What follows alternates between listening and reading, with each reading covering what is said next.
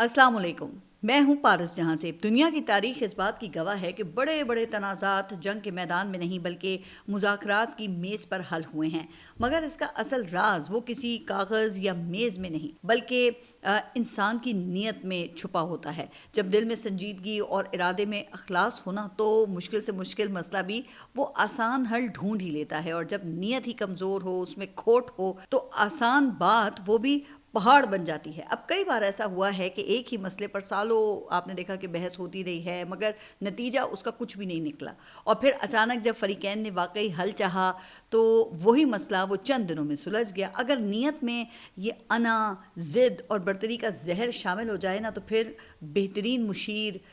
बड़ी अकल और मजबूत दलील भी बेअसर हो जाती है। अच्छा, इसके बरक्स जब दिल नरम हो और मकसद सिर्फ फतह नहीं बल्कि मामले को हल करना हो, तो खामोशी भी समझौते की ज़बान बन जाती है। अब इस्लामाबाद में होने वाले अमरीका ईरान मुज़ाकरात की अफसोसनाक नाकामी से साबित हुआ है कि किसी एक साइड की नीयत में खोट ज़रूर था। उनका मकसद वो सिर्फ पूरी दुनिया और अपनी आवाम को दिखाना था कि हम मुज़ाकरात के लिए संजीदा हैं और इस तनाज़े का पुरअमन हल चाहते हैं, जबकि हकीकत क्या थी? हकीकत में उनका मकसद शायद सिर्फ टाइम गेन करना था या मुज़ाकरात की रस्म को पूरा करना था। मेरी नज़र में इस पूरे अमल की नाकामी का ज़िम्मेदार वो अमरीका और ट्रंप इंतज़ामिया है, और इस पर आगे चलकर मैं आपको बताती हूँ कि क्यों अमरीका इन मुज़ाकरात की कामयाबी के लिए संजीदा ही नहीं था। इससे पहले भी जब किसी पेशरफ्त का इम्कान पैदा हुआ तो अमरीका ने वादों से इन्हिराफ किया, और अभी ये पिछली मरतबा तो ऐन मुज़ाकरात के दौरान ही ईरान पर हमला कर दिया, और जिसकी ईरान जो है वो अक्सर शिकायत भी करता है। लेकिन अब ज़राए के मुताबिक ईरान बहुत से मामलात पर फ्लैक्सिबिलिटी दिखाने को तैयार था। अब ईरान ने जिस मामले पर लचक नहीं दिखाई ना, वो लबनान में जंगबंदी थी, और ये शर्त मुज़ाकराती अमल शुरू होने का हिस्सा थी। अब वज़ीर आज़म शहबाज शरीफ का जो ट्वीट ट्रंप ने ट्रुथ सोशल पर शेयर किया ना, उसमें बड़े साफ अल्फाज में लबनान में जंगबंदी का जिक्र किया। अच्छा, ईरान की दूसरी गैर लचकदार शर्त अपने मुंजमद शुदा असासों की बहाली था, और ये दोनों शराइती ऐसी थीं जिनमें अमरीका या दुनिया का कोई नुकसान नहीं था। लेकिन भाई फिर मामलात ये कहाँ फंस गए? तो रात कोई 12:30 बजे तक सब कुछ ठीक चलते चलते अचानक मामलात क्यों ख़राब हुए? तो अब मेरी जिन ज़राए से बात हुई है ना, उनके मुताबिक रात तक बहुत से मामलात पर इत्तफाक इनका हो चुका था, और नौबत जो है वो तहरीरी मुसव्वदा एक्सचेंज करने तक भी चली गई थी। लेकिन फिर मामला वहीं आकर रुक गया जहां वो मुज़ाकरात से पहले था, और वो मामला था कि तमाम शराइत पूरी हो जाने के बाद फिर अमरीका की कोई ठोस गारंटी, जी हाँ, अमरीका ईरान से यूरेनियम की अफजूदगी वो 60% से ख़त्म करके 0 तक ले जाने पर इसरार कर रहा था। हालांकि जंग से पहले होने वाले मुज़ाकरात में अमरीका ईरान को 20% यूरेनियम अफजूदा करने की इजाज़त देने के लिए भी तैयार था, और हफ्ते की रात को अमरीका ने इसरार किया कि ईरान अपनी तमाम अफजूदा यूरेनियम अमरीका या IAEA के हवाले कर दे और आइंदा यूरेनियम अफजूदा ना करने की गारंटी भी दे। अच्छा, अब ईरान का जवाब था कि चलें हम यूरेनियम की अफजूदगी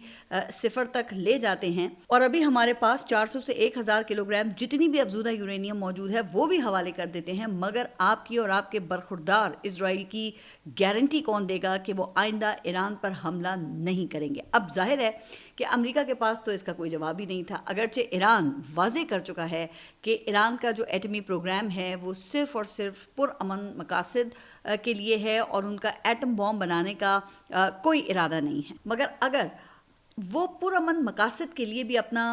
प्रोग्राम जो है वो रोल बैक कर देते हैं और अपनी यूरेनियम भी वो अमेरिका के हवाले कर देते हैं, तो इसके बावजूद अगर कल को अमेरिका और इजराइल ने दोबारा ईरान पर हमला कर दिया तो फिर कौन जिम्मेदारी लेगा? अब मेरे ज़राए के मुताबिक यहाँ पर पहली मरतबा डेडलॉक पैदा हुआ, और इसके बाद एक और मसला जिस पर स्टेलमेट हुआ वो आबनाए हुर्मुज़ पर कंट्रोल था। अब ईरान ये कहता है कि उसने बड़ी मुश्किल और बड़ी मेहनत से इस राहदारी पर अपना कंट्रोल हासिल किया है, और वो किसी सूरत भी इस कंट्रोल को इतनी आसानी से अमेरिका के हवाले करने को तैयार नहीं है। आपको याद होगा कि मैंने अपने पिछले व्लॉग में ये कहा था कि ईरान पोजीशन ऑफ स्ट्रेंथ से मुज़ाकरात कर रहा है, लिहाजा अमेरिका ईरान को मजबूर तो नहीं कर सकता कि वो अमेरिका की टर्म्स पर अपने मुज़ाकरात करे। अच्छा, अब इस पूरी सूरत हाल से ज़ाहिर ये होता है कि ईरान को अमेरिका पर एतबार नहीं था। फिर कुछ ऐसी भी इत्तलात हैं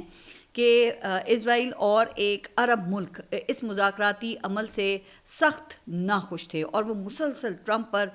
ان مذاکرات کی ناکامی کے حوالے سے دباؤ ڈال رہے تھے. لہٰذا یہ بڑے افسوس کی بات ہے کہ پاکستان کی انتہائی سخت محنت سے ہونے والا یہ عمل جو ہے یہ کامیابی کی طرف جاتے جاتے یہ ناکام ہو گیا. لیکن اس پورے معاملے کا کریڈٹ وہ پاکستان کو جاتا ہے کہ پاکستان نے ناممکن کو ممکن کر دکھایا ہے. اب 1979 سے جن دو ممالک کی ٹاپ لیڈرشپ وہ ایک دوسرے کے ساتھ بیٹھنے کو تیار ہی نہیں تھی. اچھا اس سے ایک مرتبہ پہلے بھی مذاکراتی عمل آپ کے علم میں کہ ناکام ہو چکا تھا, لیکن اس کے باوجود پاکستان نے ان دونوں کو نہ صرف مذاکرات پر قائل کیا بلکہ دونوں کو اسلام آباد میں فیس ٹو فیس بیٹھنے پر بھی قائل کیا. اب ایران کے وفد کو باحفاظت پاکستان لانے کے لیے پاکستان ایئر فورس نے پورے پرشین گلف کا کنٹرول اپنے ہاتھ میں لیا اور ایک ایئر کوریڈور قائم کیا گیا, اور ایرانی وفد کو پاکستان ایئر فورس کے طیارے وہ ایران سے اسکاٹ کر کے پاکستان لے کر آئے. لہٰذا اتنی محنت کے بعد ان مذاکرات کا پھر ناکام ہو جانا یہ ایک بڑا سیٹ بیک ضرور ہے. اچھا اب ڈونلڈ ٹرمپ نے حسب عادت یہ لمبی شرلیاں چھوڑنی شروع کر دی ہیں. اب کل انہوں نے ایران کی مکمل سمندری ناکہ بندی کرنے کا اعلان کر دیا, اور اس سے پہلے وہ مسلسل یہ دعوے کر رہے تھے کہ امریکہ کی نیوی نے آبنائے ہرمز سے تمام بارودی سرنگیں وہ صاف کر دی ہیں, جبکہ ایران نے ان تمام یہ جو دعوے کیے جا رہے ہیں امریکہ کی طرف سے ان کی تردید کی ہے. اب سوشل میڈیا پر بیان میں امریکی صدر نے کہا کہ امریکی نیوی فوری طور پر آبنائے ہرمز کی ناکہ بندی کرے گی, جو بھی ہمارے جہازوں پر فائرنگ کرے گا اسے تباہ کریں گے. ہم آبنائے ہرمز پر بارودی سرنگوں کو تباہ کرنا شروع کریں گے تاکہ ناکہ بندی ہو, اور دوسرے ممالک بھی اس میں شامل ہوں گے. ٹرمپ نے کہا کہ میں نے اپنی نیوی کو یہ کہا ہے کہ ایران کو ٹول دینے والے جہازوں کو تلاش کریں, جو بھی ایران کو ٹول ادا کرے گا اسے محفوظ راستہ نہیں ملے گا. ہمیں لگتا تھا کہ آبنائے ہرمز پر جہازوں کو آزادانہ آنے جانے کی اجازت ہوگی, مگر ایران نے ایسا نہیں ہونے دیا. امریکی صدر نے یہ مزید کہا کہ ایران نے آبنائے ہرمز کو کھولنے کا وعدہ کیا تھا, وہ اس میں ناکام رہا. ان کی وجہ سے دنیا بھر کے کئی لوگوں اور ممالک میں بے چینی پیدا ہوئی ہے. ٹرمپ کہتے ہیں کہ ایران نے کہا تھا کہ آبنائے ہرمز میں بارودی سرنگیں ہیں جن کا صرف ان کو علم ہے, یہ عالمی سطح پر بھتہ خوری ہے. ہم ایران کو بھتہ خوری کی اجازت نہیں دیں گے اور دنیا کے رہنما اور امریکہ اس کا شکار نہیں ہوں گے. واہ بھائی, کمال ہو گیا کہ ایران پر بھتہ خوری کا الزام وہ شخص لگا رہا ہے جو خود ایک ملک پر حملہ کر کے اس کے صدر کو اغوا کر کے اپنے ملک میں لایا ہے, اور ایک ملک کے منتخب صدر پر اپنے ملک میں وہ مقدمہ چلا رہا ہے. جی ہاں, میں وینزویلا کے صدر مادورو کی بات کر رہی ہوں. اب امریکہ کی جانب سے وینزویلا پر حملے اور مادورو کی مکمل تفصیل آپ میری اس ویڈیو میں دیکھ سکتے ہیں, اور اس ویڈیو میں بہت سے ایسے حقائق بھی ہیں جو شاید آپ نے اس سے پہلے نہیں سنے ہوں, اور اس ویڈیو کا لنک آپ کو ڈسکرپشن میں مل جائے گا. خیر, اب آج کے موضوع کی طرف ذرا دوبارہ واپس آتے ہیں. صدر ٹرمپ یہ بات شاید کوئی 50 مرتبہ دہرا چکے ہیں کہ ایران کی نیوی اور ایئر فورس کو ہم نے ختم کر دیا ہے, اور ایران کی میزائل صلاحیت وہ ختم ہونے والی ہے. کل بھی صدر ٹرمپ نے ایران کی بحریہ اور فضائیہ ختم ہونے کا دعویٰ کیا. انہوں نے یہ بھی کہا کہ خامنائی اور ان کے اکثر رہنما قتل ہو چکے ہیں. اس صورتحال سے کیسے نکلنا ہے ایران کو زیادہ پتہ ہے. اب اس پوری صورتحال سے لگتا یہ ہے کہ امریکہ کسی صورت آبنائے ہرمز کا کنٹرول ایران کے پاس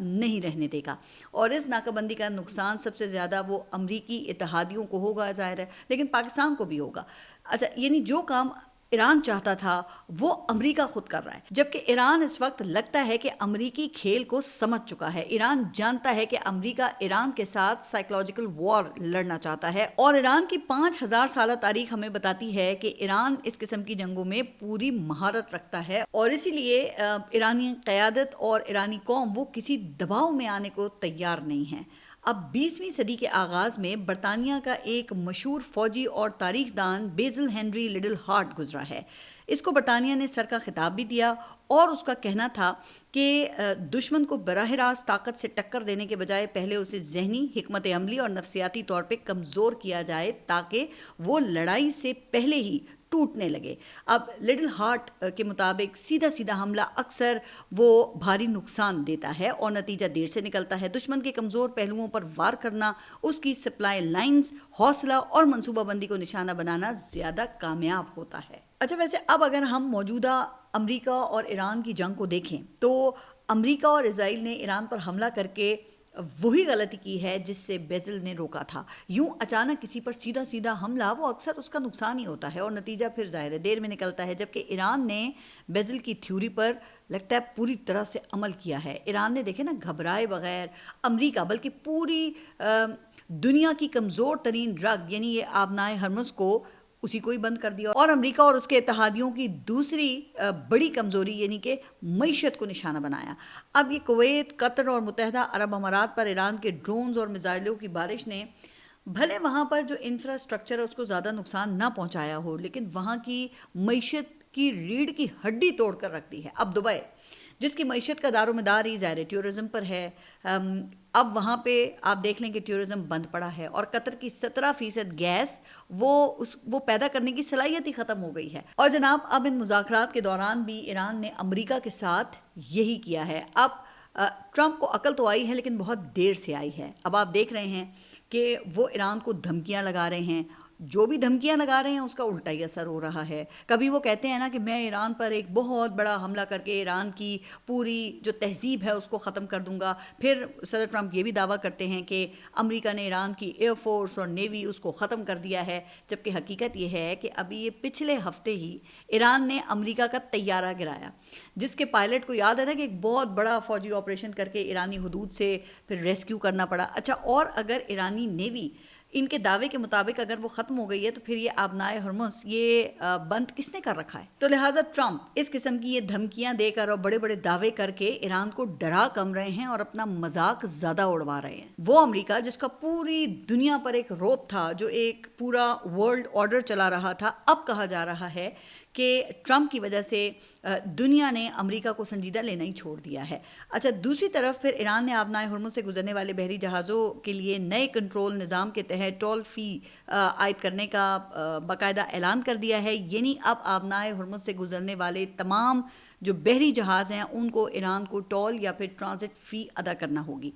اگر ایران یہاں ٹول لینا جاری رکھتا ہے تو پھر ایک اندازے کے مطابق اس سے ایران کو سالانہ 90 ارب ڈالر کی آمدنی ہو سکتی ہے، اور اگر یہ سلسلہ جاری رہتا ہے تو پھر آہستہ آہستہ آبنائے ہرمز ایران کا ایک ڈیفیکٹو حصہ بن جائے گا، اور پھر دنیا اسے ایران کا حصہ ہی تصور کرے گی نا۔ اب امریکہ پھر اسی وجہ سے پریشان ہے۔ آبنائے ہرمز پر ایرانی کنٹرول سے سب سے زیادہ نقصان وہ ایک عرب ملک کا ہوگا، جی ہاں وہی عرب ملک جو اس وقت سب سے زیادہ مذاکرات کا مخالف تھا، اور اسی وجہ سے آج کل پاکستان سے بھی وہ عرب ملک کچھ ناراض ہے۔ اچھا، اس پورے معاملے میں ایک بڑی خبر وہ پاکستانی میڈیا کی توجہ حاصل نہیں کر سکی، اور وہ ہے سعودی عرب کی وزارت دفاع کا ایک ٹویٹ، جس میں بتایا گیا ہے کہ پاکستان اور سعودی عرب کے دفاعی معاہدے کے تحت پاک فوج اور ایئر فورس کے طیارے سعودی عرب میں تعینات کر دیے گئے ہیں۔ اب سعودی عرب کی وزارت دفاع کے مطابق پاکستان کی فوج، جس میں لڑاکا طیارے بھی شامل ہیں، دونوں ممالک کے درمیان دفاعی معاہدے کے تحت کنگ عبدالعزیز ایئر بیس پہنچ گئے ہیں۔ اچھا، اور اطلاعات یہ ہیں کہ وزیر اعظم شہباز شریف وہ جلد ہی سعودی عرب کا دورہ کریں گے، اور اس کے بعد پھر وہ ترکیہ بھی جائیں گے۔ اچھا، بتایا یہ بھی جاتا ہے کہ پاکستانی فورس پاک فضائیہ کے فائٹرز اور سپورٹ طیاروں پر مشتمل ہے، جس کا مقصد مشترکہ عسکری تعاون بڑھانے، دونوں ممالک کے درمیان جنگی طیاروں میں اضافہ اور علاقائی اور بین الاقوامی سطح پر سلامتی اور استحکام میں تعاون ہے۔ اس تعیناتی کا مقصد مشترکہ دفاعی تعاون کو مضبوط بنانا اور علاقائی اور عالمی سطح پر سیکیورٹی اور استحکام کی حمایت کرنا ہے۔ اگرچہ سعودی عرب کے دفاع کے لیے جانے والے دستوں اور جہازوں کی تعداد وہ نہیں بتائی گئی ہے، لیکن بعض ذرائع کے مطابق 13,000 سیکیورٹی اہلکار اور 17 کے قریب لڑاکا طیارے سعودی عرب پہنچ چکے ہیں، اور حیران کن طور پر پاکستانی حکومت نے بھی ابھی تک اس کی تردید یا اس بات کی تصدیق نہیں کی ہے، جبکہ پاکستان کے مین سٹریم میڈیا پر آپ نے دیکھا کہ اس خبر کو نہیں چلایا گیا، لیکن یہ ایک مصدقہ خبر اس لیے ہے کیونکہ یہ سعودی وزارت دفاع کی جانب سے جاری کی گئی ہے۔ اب اس سے ظاہر یہ ہوتا ہے کہ پاکستان سعودی عرب دفاعی معاہدہ وہ آہستہ آہستہ آپریشنل ہو رہا ہے، اور اب پاکستان ایئر فورس کے طیاروں کی سعودی عرب آمد کا مطلب پھر سعودی عرب کی فضا کو محفوظ بنانا ہی ہے۔ اب سعودی عرب کو کس ملک کی ایئر فورس سے خطرہ ہو سکتا ہے، کیونکہ ایران کی ایئر فورس تو ظاہر ہے کہ اتنی مضبوط ہے ہی نہیں، اور ایران صرف میزائل اور ڈرونز کا استعمال کرتا ہے۔ کیا سعودی عرب کو اسرائیل یا کسی عرب ممالک سے خطرہ ہے؟ اس پر پھر کسی ولاگ میں ذرا تفصیل سے بات کریں گے، لیکن یہاں ایک طرح سے ایران کو بھی پیغام ہو سکتا ہے کہ دفاعی معاہدے کے تحت پاکستان کسی خطرے کی صورت میں سعودی عرب کا دفاع کرنے کا پابند ہے۔ تو اب آپ کا اس پر کیا خیال ہے، یہ آپ مجھے اپنے کامنٹس میں بتائیے گا، لیکن میرے خیال سے ابھی مذاکرات ناکام ہوئے ہیں، لیکن سفارتکاری کا سلسلہ وہ ابھی ختم نہیں ہوا، تو میرے خیال سے دونوں ممالک بھی جنگ نہیں چاہتے ہیں اور ایک دوسرے پر صرف یہ نفسیاتی حربے ہی ڈال رہے ہیں۔ اچھا، ویسے آپ نے یہ میکسیکو کے کاؤ بوائز کا تماشا تو دیکھا ہوگا، جس میں وہ دو لوگ اپنے ہاتھ میں پسٹل پکڑ کر ایک دوسرے کو دیکھتے ہوئے وہ پیچھے کی طرف چلتے ہیں اور ایک خاص فاصلے پر جا کر وہ رک جاتے ہیں، اور پھر سب سے زیادہ پھرتی سے دوسرے پر جو فائر کرتا ہے وہ جیت جاتا ہے۔ تو اس وقت امریکہ اور ایران کی صورتحال وہ ذرا اسی قسم کی لگتی ہے، تو پھر دیکھتے ہیں کہ آگے ہوتا کیا ہے۔ اچھا، اسرائیل نے لبنان کو یہ دوسرا غزہ بنانے کا سلسلہ وہ شروع کر دیا ہے، اور چند روز میں 2000 سے زائد لبنانی شہید کر دیے ہیں، جن میں ہمیشہ کی طرح عورتیں اور بچے بھی شامل ہیں۔ لبنان کے سویلین انفراسٹرکچر کو اس وقت نشانہ بنایا جا رہا ہے۔ اب اگرچہ اسرائیل اور لبنانی حکومت کے درمیان مذاکرات ہو رہے ہیں، لیکن لبنان کی سب سے بڑی سٹیک ہولڈر حزب اللہ جو اس وقت اسرائیل کا مقابلہ کر رہی ہے، وہ ان مذاکرات کا حصہ نہیں ہے۔ تو اب آپ بہتر سمجھ سکتے ہیں کہ ان مذاکرات کا پھر کیا نتیجہ نکلے گا۔ اس وقت پوری دنیا جو اسرائیل کی طرف سے لبنان پر حملے ہو رہے ہیں، اس پر اسرائیل پر لعن طعن کر رہی ہے، اور جو یہ ترکیہ کے صدر ہیں طیب اردوان، انہوں نے بھی لبنان کا دفاع کرنے کا اعلان کیا ہے۔ انہوں نے اسرائیل پر حملے کی دھمکی دیتے ہوئے اسرائیلی وزیر اعظم نیتن یاہو کو موجودہ دور کا ہٹلر بھی قرار دیا ہے۔ اب دیکھیں نا، اسی قسم کا ٹویٹ وہ جو ہمارے وزیر دفاع خواجہ آصف انہوں نے بھی کیا، جس میں اسرائیل کو دنیا کے لیے کینسر قرار دیا گیا۔ اب پاکستان کی تاریخ کی حساس ترین ڈپلومیٹک ایکٹیویٹی کے درمیان پاکستان کے وزیر دفاع کے اس ٹویٹ سے مذاکرات وہ معطل ہوتے ہوتے بچے، لیکن چلیں، آپ نے ٹویٹ کر دیا تو اس پر چند گھنٹے تو قائم رہتے نا، لیکن پھر وہ ٹویٹ ان کی طرف سے ڈیلیٹ کر دیا گیا۔ اب میرے ذرائع کے مطابق خواجہ آصف کی متعلقہ حلقوں کی جانب سے اس بات پر ویسے ٹھیک ٹھاک کلاس ہوئی ہے۔ اچھا، اس کے بعد پورے مذاکراتی عمل کے دوران ہم نے دیکھا کہ خواجہ آصف وہ کہیں نظر بھی نہیں آئے۔ اچھا، خواجہ آصف سے مجھے ایک اور بات یاد آئی کہ یہ ابھی گزشتہ اتوار کو میں نے جنرل قمر جاوید باجوہ سے متعلق اپنی تفصیلی ڈاکیومنٹری ایک کی تھی، جس میں کئی حقائق سے پردہ اٹھایا گیا تھا، تو آپ میری یہ ویڈیو دیکھ سکتے ہیں۔ اور اس ویڈیو پر مجھے پاکستان تحریک انصاف سے زیادہ مسلم لیگ نون کی طرف سے مثبت فیڈ بیک موصول ہوا، جبکہ نون لیگ کی ایک شخصیت نے تو کافی حیران کن انکشافات بھی کیے۔ انہوں نے مجھ سے اپنے بلاگ میں اس کا تذکرہ کرنے کی بھی درخواست کی، اور وہ شخصیت مسلم لیگ نون کے سابق رکن قومی اسمبلی ہیں ڈاکٹر نثار احمد چیمہ صاحب۔ اب جنرل باجوہ کی ڈاکیومنٹری دیکھنے کے بعد نا، انہوں نے مجھ سے رابطہ کیا اور مجھے بتایا کہ جنرل باجوہ کی مدت ملازمت میں توسیع کے لیے آرمی ایکٹ میں ترمیم کے لیے ووٹ دینے کا فیصلہ ہوا، تو خواجہ آصف نے مسلم لیگ نون کی پارلیمانی کمیٹی کا اجلاس بلایا اور انہیں بتایا کہ لندن سے میاں محمد نواز شریف کا حکم ہے کہ آرمی ایکٹ میں ترمیم یعنی کہ جنرل باجوہ کی توسیع کے حق میں ہمیں ووٹ دینا ہے۔ اب ڈاکٹر نثار احمد چیمہ صاحب جو ہیں، ان کے مطابق اس وقت انہوں نے کھڑے ہو کر جنرل باجوہ کی توسیع کی شدید مخالفت کی، اور انہوں نے کہا کہ مسلم لیگ نون کو اس کے حق میں ووٹ نہیں دینا چاہیے۔ پھر اس پر خواجہ آصف بولے کہ یہ میاں محمد نواز شریف صاحب کا حکم ہے اور اس کا فیصلہ ہو چکا ہے۔ تو ڈاکٹر چیمہ صاحب کے مطابق انہوں نے پھر کچھ کہنے کی کوشش کی، تو خواجہ آصف نے انہیں منع کیا یا پھر ٹالنے کی کوشش کی، اور یوں مسلم لیگ نون نے باجماعت اصولوں کے خلاف جنرل باجوہ کی توسیع کے حق میں ووٹ دے دیا۔ اچھا، میں نے اپنی اس ویڈیو میں خواجہ آصف کے اس اعلان کا ذکر تو کیا ہے کہ خواجہ آصف نے مسلم لیگ نون کی پارلیمانی پارٹی کو میاں محمد نواز شریف کا پیغام پہنچایا تھا، لیکن اب دوسری طرف دیکھ لیں کہ ڈاکٹر نثار احمد چیمہ کو اپنی اس حق گوئی کا خمیازہ بھی بھگتنا پڑا، اور تب سے ان پر فی الحال مسلم لیگ نون کے دروازے بند ہیں۔ تو یہ دیکھیں نا، یہ ہماری سیاسی جماعتوں کا حال ہے کہ اوپر سے حکم آتا ہے اور سب کو باجماعت لائن میں لگ کر اس حکم کی پابندی کرنی پڑتی ہے، اور ذرا اختلاف رائے کا اظہار اگر آپ کر دیں تو پھر پارٹی سے آپ کو سائیڈ لائن کر دیا جاتا ہے۔ اچھا، اب ذرا ایک اور ایشو کے اوپر بات کر لیتے ہیں، اور اس وقت مسلم لیگ نون اور پاکستان تحریک انصاف کے سوشل میڈیا کے درمیان آپ دیکھ رہے ہیں کہ خارجہ پالیسی کی کامیابیوں پر ایک ریس لگی ہوئی ہے۔ پاکستان تحریک انصاف عمران خان کے دور میں ہوئی OIC وزرائے خارجہ کانفرنس، عمران خان کے غیر ملکی دوروں کے دوران ان کی باڈی لینگویج کی ویڈیوز اور تصاویر جاری کر کے عمران خان کی خارجہ پالیسی کو زیادہ کامیاب قرار دے رہی ہے، جبکہ جو مسلم لیگ نون کا سوشل میڈیا ہے وہ موجودہ امریکہ ایران مذاکرات کو تاریخ کی سب سے بڑی خارجہ پالیسی کی کامیابی قرار دے رہا ہے۔ تو دیکھیں، میرے خیال سے پاکستان کی اصل کامیابی نا وہ اس وقت ہوگی جب ہم پارٹی سے بالا تر ہو کے پاکستان کی تمام کامیابیوں کو اپنی کامیابی سمجھیں گے، اور کسی بھی سیاسی جماعت سے ہونے والی زیادتی کو اس کا مکافات عمل سمجھ کر اس کا مذاق نہیں اڑائیں گے بلکہ اس کے خلاف ہم آواز اٹھائیں گے۔ عمران خان کی قید کو آج 981 روز مکمل ہو چکے ہیں اور جو القادر ٹرسٹ کیس ہے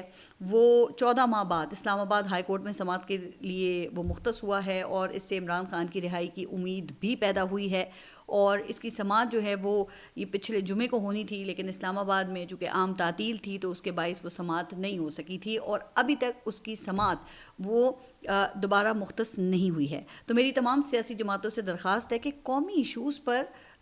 میری کامیابی اور تیری ناکامی کے بجائے آپ پاکستان کی تمام کامیابیوں کو اون کرنا سیکھیں، چونکہ یہ وطن یہ ہم سب کا ہے۔ آپ سب اپنا خیال رکھیے اور اگلے ولاگ تک کے لیے اللہ حافظ۔